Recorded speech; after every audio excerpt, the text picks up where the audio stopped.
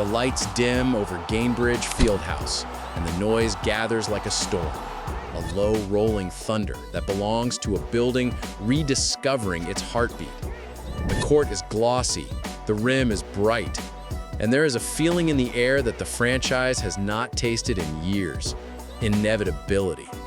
At the center of it all stands a guard with a poise beyond her age, a shooter with an archer's calm, a passer with a magician's timing. Caitlin Clark wore the jersey, and in doing so, rewired the building. Before the ball even left her hands, she was already changing Indiana. She was changing what it meant to be the Fever. The story starts before the draft, long before the first practice in Indianapolis. It starts with a college phenomenon who turned arenas into stages and shots into memories. The range from the logo, the flight of the ball that felt like a dare to gravity, the passes that split crowds and doubled as introductions to her vision. By the time her name was called first on draft night, the promise had outgrown the podium. Indiana didn't simply get a scorer or a table setter. The Fever received a force multiplier, the kind of player whose presence stretches the floor and the imagination. Caitlin Clark's presence, will there or will there not be a season next year? Now, if there is, there are two new teams coming. She arrived with a ready-made audience and a rhythm that made every possession feel like a cliffhanger. At first, there was turbulence. The league is not kind to rookies, and the professional game compresses time in ways no highlight reel can fully describe. The closeouts were quicker, the bodies stronger, the angles narrower. For a few weeks, turnovers found the box score like unwelcome guests. But adjustment is a currency Clark has always spent wisely. She learned the timing, learned the trap, learned how to dribble through noise. Then the breakthroughs arrived. The first blistering run of threes, the triple-double that pulsed through every broadcast, the nights when her vision felt like a metronome for 5 players moving as one. Her rookie ledger became a cascade of numbers and novelty, a parade of firsts that did more than light up the scoreboard. They lighted the path back to relevance. Caitlin Clark is headed to Chicago because that's where the 2026 WNBA All-Star Game will be held, dog. So it looked like Chicago is hosting Caitlin Clark and the rest of the WNBA. The most persuasive proof didn't always live inside the paint. It lived in seats and in screens. People came, they came early and they stayed late. They brought signs, they brought kids, they brought the kind of belief that only grows in places that have been quiet too long. Some nights the line to the team store wound like a second concourse. Some nights the decibel meter became a character in the drama. Road arenas opened extra sections and learned to live with the orbit of a new star passing through. Ratings swelled as casual viewers became regulars and regulars became evangelists. The Fever discovered that a player can be a rising tide, and the whole league rose a little with her. On the floor, Clark's influence unfolded in layers. The first layer was space. Her range is not just an act, it is architecture. Defenders step out to meet her before the logo, and in doing so, they leave behind cracks for others to slip through. Pick and rolls bloom because her defender refuses to duck under. Off-ball screens bite because the threat of a catch and fire turns every curl into a decision. Even when she misses, the defense must respect a radius that most players never own, and that respect stretches opponents until they creak. The second layer was tempo. His hat, shout out. Yeah, he wears everything. Yeah, I mean, look right what's in front of He me. knows. A lot He's got of Iowa gear here. Yes, I got sir. Coach Bluter bobble Yep. right here. I have that in my apartment too, right on my desk where I do all my work. What, make its way to Indy? Clark plays with a clock of her own, a rhythm that makes fast breaks appear where none seem available, and turns slow possessions into delayed strikes. Outlet passes streak like telegrams to the future, and secondary breaks become symphonies of angles. Her dribble probes and retreats, then surges when the gap yawns open. Teammates learned her language, how to run to the corners with conviction. how to time a baseline cut to the exact heartbeat when two defenders glance at her pull-up. The ball moved faster because her mind did. The third layer was confidence, that strange alchemy that spreads through a roster when roles make sense. Shooters squared their shoulders, knowing the pass would arrive in the pocket. Bigs rolled harder, trusting the lob would hang like just picked fruit. Veterans saw a map where before there had been scattered landmarks. Young players felt permission to be bold. A steady diet of good shots changes people. And Clark fed a whole team. And then came the iceberg beneath the surface, the hidden mass that powers what the world sees. There were days when she had to rebuild her habits for the pro game. Film sessions where she rewound a single possession a dozen times to feel the timing of a top lock or the angle of a stunt. There were weight room hours that mattered as much as any jumper, where strength meets resilience and the body learns to absorb a league's worth of shoulders and hips. There were conversations with coaches about read progressions, about when to slip the pocket pass and when to freeze the weak side tagger with a look-off, about the geometry of spacing late in the clack. This is work with no applause and no box score line, work that slides under the surface until the moment it erupts as a no-look dime that seems to come from nowhere. The "in a few minutes" version of her impact goes like this. She arrived and pressure rose on every possession. The pick and roll with the dominant post became a signature. Inside-out basketball wearing a modern suit. Last season in the WNBA, Caitlin Clark was 26.5% of all economic activity as a rookie on the worst team in the league. The team's assist totals climbed, the pace sharpened, and the spacing improved because gravity cannot be faked and hers is real. Home crowds multiplied, and with them came revenue and relevance. Television discovered appointment viewing in a schedule previously sprinkled with it. The Fever, once a whisper, turned into a sound check for the league's main stage. She made the franchise a destination for veterans who wanted to chase banners with a generational passer, and for rookies who wanted to cut their teeth next to a player who expects the best version of everyone. In a few minutes, that is the shape of the change. But every rise carves its own shadow. The dark side was as visible as the highlight packages. Opponents met celebrity with physicality, a pragmatic equation older than the sport itself. Traps arrived early and often. Hips nudged her off her line. Hands tugged a jersey on a back cut. Screens hit harder. There were nights when the whistle swallowed itself and nights when it sang at inconvenient times. The body keeps its own ledger, and a long season collects debts. Strains stack, a tweak lingers, then one cruel misstep writes a chapter nobody asked for. Recovery becomes its own game, patience as a skill, restraint as discipline, belief as medicine. The most competitive people often have to learn the hardest lesson of all, that strength sometimes means waiting.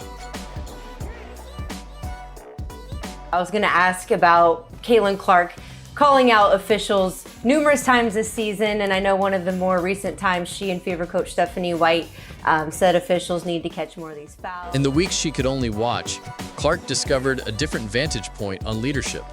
She moved from the point of attack to the point of view. She became a court-level strategist, a teammate's echo and a coach's ally.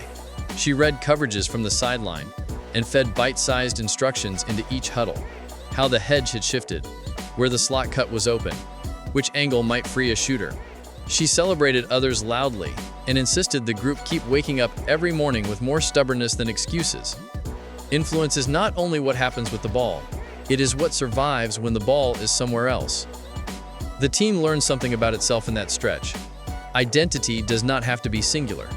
The Fever found toughness in ugly games, rediscovered defense as a voice of its own, and built an offense that could live for stretches on motion more than magic. Players who had been rhythm pieces became melodic lines. The locker room gained a scar and the belief that comes with surviving one. A franchise is a memory machine, and this one stored the lesson that it could compete, win, and push elite teams, even when the brightest star was dimmed by circumstance. Outside the gym, the ripples kept spreading. The first wave was visibility, and it changed the economics of ordinary days. Ticket demand reset to a new normal, where sellouts were less event than expectation. Merch moved not just as apparel, but as affiliation. Young fans found a team that felt like a mirror of their own hopes. Parents planned summer trips around a Fever road game in a city they had never visited before. Broadcasters placed Indiana in marquee slots because momentum recognizes itself. Sponsorships followed the crowd and widened the playing field for every teammate in that locker room and for players across the league who benefited from the larger platform. Some changes arrived with a press release, others arrived with a line out the door. The second wave was cultural. Clark's style is a broadcast in its own right, and it speaks to a generation fluent in boldness.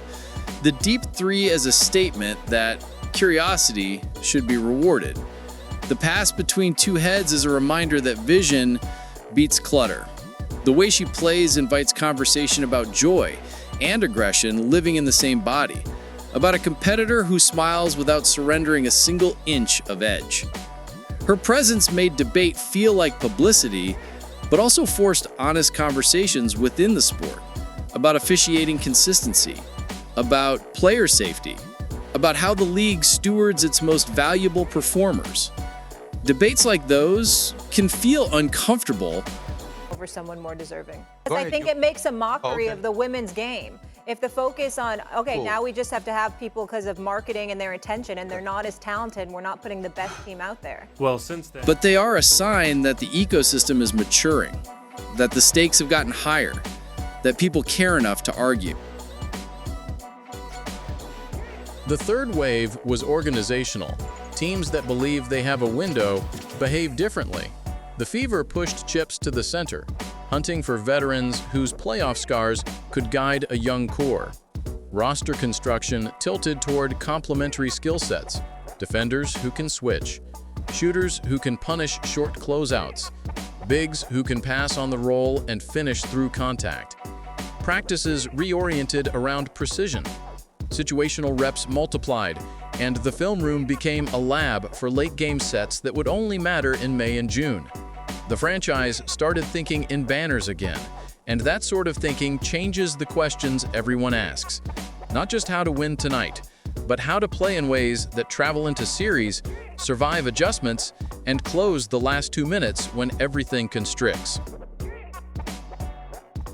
Then comes the top 10 feeling without the list, a collage of moments and meanings that sketch the contours of her influence.